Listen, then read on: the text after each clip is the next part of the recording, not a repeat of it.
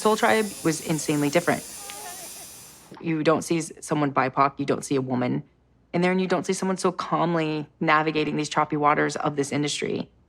So after my apprenticeship, the first place I beelined it to was Soul Tribe. I sat down with Alicia, and it was probably the kindest letdown. It was essentially like, I want you to have more experience. I was like, okay, message received. Like, I'm gonna do that, and then I'm gonna circle back. There was a posting for All Heart Industries. There was the opportunity to actually run the studio.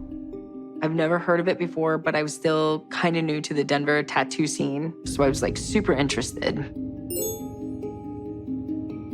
I remember showing up a little nervous. This man introduced himself as Lyndon. He was just like super relaxed and like kind of like the cool uncle you want to hang out with. I shook his hand. I said, I want to work at the shop for you.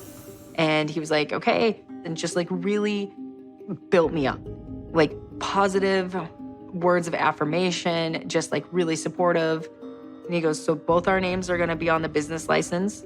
And that way we're in it together. And I love that. I felt like he was investing in me. So I was sold. I was in. I showed up on Monday and no one was there to let me in. Didn't see him for weeks after that. There was no one there to support me. I was all on my own.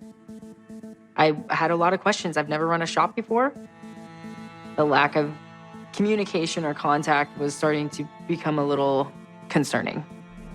Then I started discovering things in the back of the tattoo shop. There was a partition where Lyndon's tattoo station was, and it was full of melted candles and different animal bones, like specimen parts. I don't think I had one client that didn't say, does anyone else feel like a little uncomfortable back there? So I remember the first time since I had that interview with him showing up. He was just stone-faced. He was like, just coming in to make sure everything's okay. I heard there's questions. Yes, there are questions. And I was just wondering about your station. Maybe I can just like clean it a little better. And he like whipped and locked eyes with me and he was like, no, don't look at my, don't touch my. The ferocity of that was incredible.